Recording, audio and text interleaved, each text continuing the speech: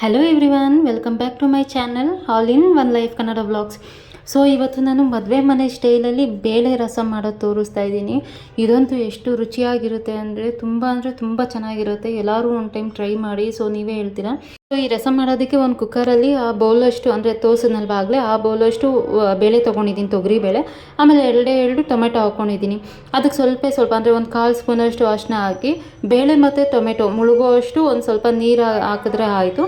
So ಇದಕ್ಕೊಂದು 1/4 ಸ್ಪೂನಷ್ಟು ಎಣ್ಣೆ, ಇಷ್ಟನ್ನು ಹಾಕ್ಬಿಟ್ಟು ಲಿಡ್ ಕ್ಲೋಸ್ ಮಾಡಿ ಇದನ್ನೊಂದು 3 ಕೂಗಿಸ್ಕೊತೀನಿ. 3ರಿಂದ 4 ಕೂಗಿಸ್ಕೊಂಡ್ರೆ ಸಾಕು.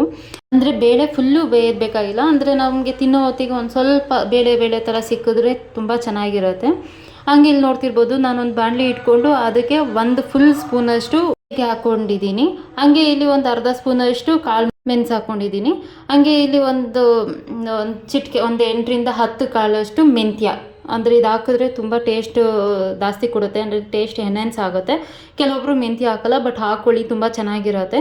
ಇಷ್ಟು ಹಾಕ್ಕೊಂಡು ಲೋ ಫ್ಲೇಮಲ್ಲಿ ಇಟ್ಕೊಂಡು ಚೆನ್ನಾಗಿ ಫ್ರೈ ಮಾಡ್ಕೊಬೇಕು. ಫುಲ್ಲು ಲೋ ಫ್ಲೇಮಲ್ಲಿ ಇಟ್ಕೊಳ್ಳಿ. ಅದು ಒಂದು ಸ್ವಲ್ಪ ಕಲರ್ ಚೇಂಜ್ ಆಗಿ ಏನಿದೆ ಅಲ್ವಾ, ಅದು ಸಿಡಿಯೋಕ್ಕೆ ಸ್ಟಾರ್ಟ್ ಆಗುತ್ತೆ. ಆ ಟೈಮಲ್ಲಿ ನೀವು ಫ್ಲೇಮ್ ಆಫ್ ಮಾಡಿಕೊಂಡು ಆ ಬಾಣಲಿ ಏನಿದೆ ತೆಗೆದು ಸೈಡಲ್ಲಿ ಇಕ್ಕೊಂಬಿಡಬೇಕು.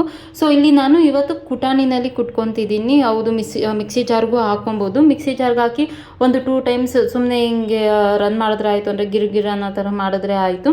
ಅದು ಅಂದರೆ ಫುಲ್ಲು ಫೈನ್ ಪೇಸ್ಟ್ ಆಗಬೇಕು, ಇಲ್ಲ ಫೈನ್ ಪೌಡರ್ ಆಗಬೇಕು ಅನ್ನೋ ಥರ ಏನೂ ಇಲ್ಲ. ಜಸ್ಟ್ ತರ್ತರಿ ಹೆಂಗಾದರೆ ಸಾಕು. ಬಟ್ ನಾನು ಇವತ್ತಿಲ್ಲಿ ಕುಟಾಣಿಯಲ್ಲಿ ಕುಟ್ಕೊತಾ ಇದ್ದೀನಿ. ಇದು ಟೇಸ್ಟ್ ತುಂಬ ಚೆನ್ನಾಗಿರುತ್ತೆ. ಕುಟಾಣಿ ಇದ್ದರೆ ಇದೇ ಥರ ಮಾಡ್ಕೊಳ್ಳಿ, ಟೇಸ್ಟ್ ಚೆನ್ನಾಗಿ ಬರುತ್ತೆ ಮಿಕ್ಸಿಗಿಂತನೂ. ನೋಡ್ತಿರ್ಬೋದು, ಈ ಥರ ಆಗಿದೆ. ಇನ್ನೂ ಪೌಡರ್ ಆಗಬೇಕು, ಅದಕ್ಕೋಸ್ಕರ ಮತ್ತೆ ಕುಟ್ಕೊತಾ ಇದ್ದೀನಿ. ಸೊ ಒಂದು ಸ್ವಲ್ಪ ತರ್ತರಿ ಹಂಗಾದರೆ ಸಾಕು. ಹಂಗಂತ ತೀರಾ ಎಲ್ಲ ದಪ್ಪ ಇರೋ ಥರ ಕುಟ್ಕೋಬೇಡಿ. ಈ ಥರ ತರ್ತರಿ ಹಂಗಿದ್ರೆ ಓಕೆ. ತುಂಬ ಚೆನ್ನಾಗಿ ಬರುತ್ತೆ. ಒಂದ್ಸಲಿ ಟ್ರೈ ಮಾಡಿ ನೋಡಿ ಎಲ್ಲರೂ. ಹಾಗೆ ಹೇಗೆ ಬಂತು ಅಂತಂದು ಕಮೆಂಟ್ ಮಾಡಿ ತಿಳಿಸಿ. ಈ ಕಡೆ ಬಂದು ಬೇಳೆ ಮತ್ತು ಟೊಮೆಟೊನೂ ಬೆಂದಿದೆ. ಅದನ್ನು ಈ ಥರ ಮಸಿಯೋ ಇದರಲ್ಲಿ ಮಸ್ತ್ಕೊತಿದ್ದೀನಿ, ಮಸಿಯೋ ಕೋಲಲ್ಲಿ. ಫುಲ್ ತೀರನೂ ಮಸ್ತ್ಕೊತಿಲ್ಲ. ಆಗಲೇ ಹೇಳಿದ್ನಲ್ಲ, ಬೇಳೆ ಆ ಥರ ಸಿಗ್ತಾಯಿದ್ರೆ ತಿನ್ನೋ ಹೊತ್ತಿಗೆ ಚೆನ್ನಾಗಿರುತ್ತೆ, ಅದಕ್ಕೋಸ್ಕರ. ಸೊ ಇವಾಗ ಮತ್ತೆ ಸೇಮ್ ಬಾಣಲಿಗೆ 1.5 ಸ್ಪೂನಷ್ಟು ಎಣ್ಣೆ ಹಾಕ್ಕೊಂಡು ಸಾಸಿವೆ ಹಾಕ್ಕೊಳ್ತಾ ಇದ್ದೀನಿ. ಇಲ್ಲಿ ನೋಡ್ತಿರ್ಬೋದು, ನಾನು ಸಾಸಿವೆ ಜಾಸ್ತಿ ಹಾಕ್ಕೊಂಡಿದ್ದೀನಿ. ಈ ಥರ ರಸಗೆಲ್ಲ ಸ್ವಲ್ಪ ಸಾಸಿವೆ ಜಾಸ್ತಿ ಇದ್ರೇ ಚೆನ್ನಾಗಿ ಅದಕ್ಕೆ. ಆಮೇಲೆ ಒಂದು 1/4 ಸ್ಪೂನಷ್ಟು ಜೀರಿಗೆ ಹಾಕ್ಕೊಂಡಿದ್ದೀನಿ.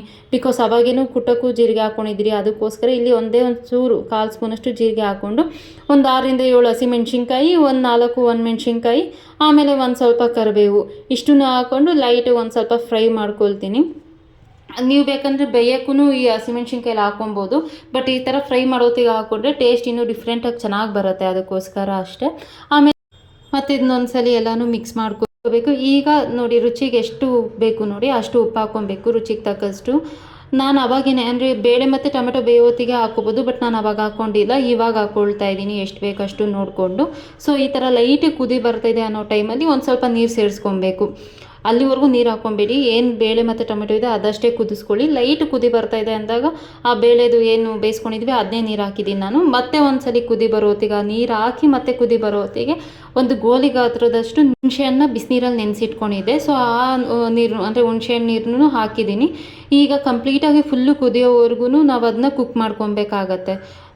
ಇದೇ ಟೈಮಲ್ಲಿ ನೀರನ್ನು ಅಷ್ಟೇ ಕನ್ಸಿಸ್ಟೆನ್ಸಿ ನಿಮಗೆ ಹೆಂಗೆ ಬೇಕಂಗೆ ಮಾಡ್ಕೊಳ್ಳಿ.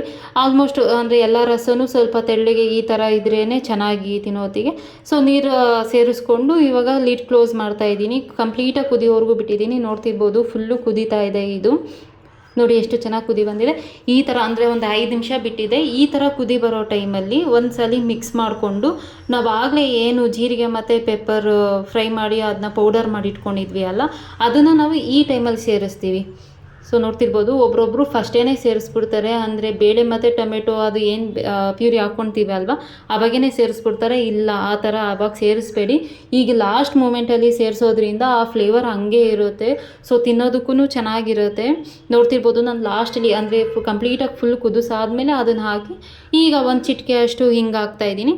ಇವಾಗ ಮತ್ತೆ ಇದನ್ನೊಂದು 5ರಿಂದ 6 ನಿಮಿಷ ಮತ್ತೆ ಕುದಿಸ್ಕೊಳ್ತೀನಿ. ಥರ ಮಾಡೋದ್ರಿಂದ ಟೇಸ್ಟು ಅಷ್ಟೇ ಹಂಗೆ ಇರುತ್ತೆ, ಏನೂ ಆಗೋಲ್ಲ. ತಿರುಗಿ ಹಿಂಗೂ ಅಷ್ಟೇ, ಒಬ್ರೊಬ್ರು ಸ್ಟಾರ್ಟಿಂಗ್ ಒಗ್ಗರಣೆ ಟೈಮಲ್ಲೇ ಹಾಕೊಂಡ್ಬಿಡ್ತೀರಾ, ಬಟ್ ಈ ಥರ ಲಾಸ್ಟಲ್ಲಿ ಹಾಕೋದ್ರಿಂದ ಇನ್ನೂ ಸ್ವಲ್ಪ ಟೇಸ್ಟ್ ಎನ್ಹ್ಯಾನ್ಸ್ ಮಾಡುತ್ತೆ.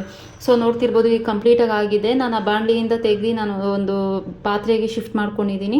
ಸೊ ಬಿಸಿ ಬಿಸಿ ಅನ್ನಕ್ಕೆ ಈ ಥರ ಬೇಳೆ ಸಾಂಬಾರು ಅಂದರೆ ಬೇಳೆ ರಸ ಹಾಕ್ಕೊಂಡು ತಿಂತಾಯಿದ್ರೆ ಎಷ್ಟು ಮಜವಾಗಿರುತ್ತೆ ಅಂದರೆ ಅಷ್ಟೇ ಚೆನ್ನಾಗಿತ್ತು. ಟ್ರಸ್ಟ್ ಮೀ, ಒಂದು ಸಲ ಟ್ರೈ ಮಾಡಿ ಇನ್ನೂ ಮತ್ತೆ ಮತ್ತೆ ಮಾಡ್ಕೊಂಡು ತಿಂತಾ ಇರ್ತೀರ. ಸೇಮ್ ಡಿಟ್ಟೋ ಮದುವೆ ಮನೆ ಥರನೇ ಇರುತ್ತೆ. Thank you for watching. Bye bye.